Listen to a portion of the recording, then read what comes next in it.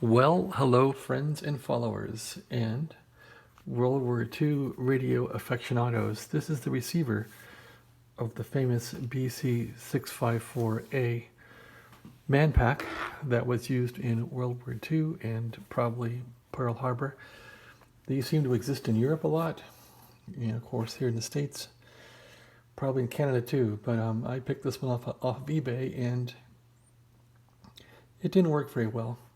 There's another YouTuber who is an exact person, and he is refurbing one of these precisely. I can't say that I subscribe to his exacting methodology. I'm simply trying to make this one work. So, replaced a lot of capacitors in this thing so far. And I think this round, I found these resistors here were out of spec, replaced those. This resistor was a bit high, so I put one in parallel with it to bring it down a bit. There are a lot of .01 capacitors that tend to go to like the chassis of this thing. Replaced all those. And what else? This resistor was out of spec. Lots of capacitors replaced. I pretty much went through this thing and replaced, well, tested every resistor I could that existed in this thing. And anything that was out of spec, I replaced it. There maybe were, I don't think I checked that one though. There were a few resistors that I had to fiddle with, but not too many. I also couldn't ever peek the bottom of this IF can. So I took this IF can out and I put in 270 puff mica capacitors that I bought off of, I think, eBay or Amazon or somewhere. Yeah, here they are. So I took that can off and put these capacitors, two of these in here in the can. And they're mica, so I'm hoping that those will get this can to resonate. I did inject a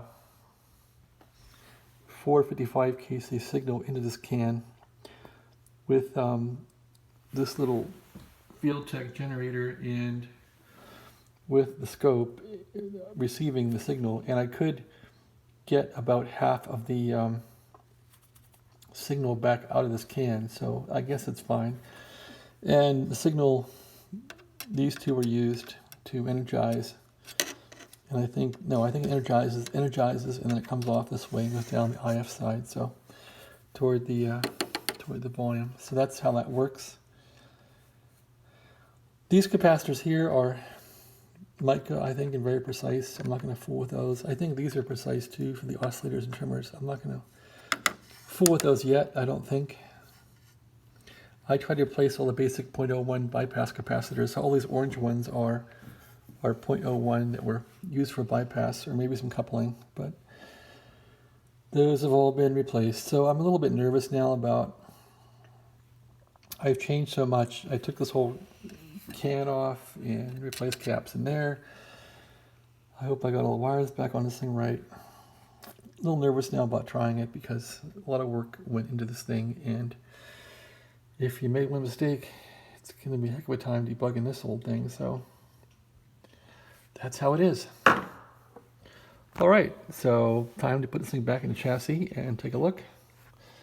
Again, I pulled this can out because it didn't seem to resonate on the bottom. I didn't seem to get a lot of resonance out of it, but that may just be the radio, where the radio is. I don't know. I mean, if some guy was in the radio shop back in World War II and, you know, was fixing these things day and night, he or she would know, but I certainly would not know. Yeah, so I found that when I would touch this grid of this tube, and that seems a little loose actually. Oh, the tube's loose. When I touch this grid, I would get more signal, so that would change the capacitance, I guess, or something, or inductance, and it would work better. So I was always suspicious that this was off a bit. In fact, when I was testing this thing for resonance, I could put my hand on that wire and get more signal. So I'm still thinking something's wrong there, but I did all I can do with it. So let's see then if this thing still works. I'm going to plug it back into the chassis, and there's about 6 billion wires that you connect up for it, but luckily it's all in a wire loom, so these are all the connections that you connect up to it. And the last one here is the antenna connection. So this has some crud on it, doesn't it? Looks like there's a lot of oxidation on this thing too, which I should clean up. Yeah, it's got some crud on it. Some light oxidation. Anyway, it's coming along. This is like a labor of love, and it takes time for this old radio to come back. So we'll see. We'll see what it does.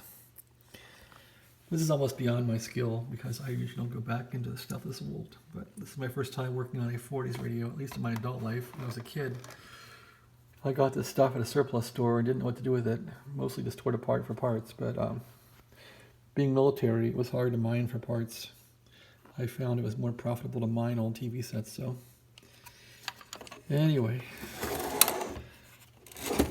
this is interesting. I wonder what that round thing is. Oh, that's that little transformer in there. Yeah, this thing is built so well, it's just mind-boggling how well it's built. And how they use this old cloth wire. I guess they didn't have plastic invented yet, so they used this old wire. This old wire is okay, but then when they put the anti-fungal compound on it, the wire cracks.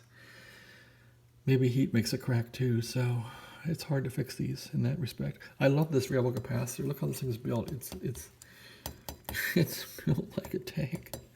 It's so cool.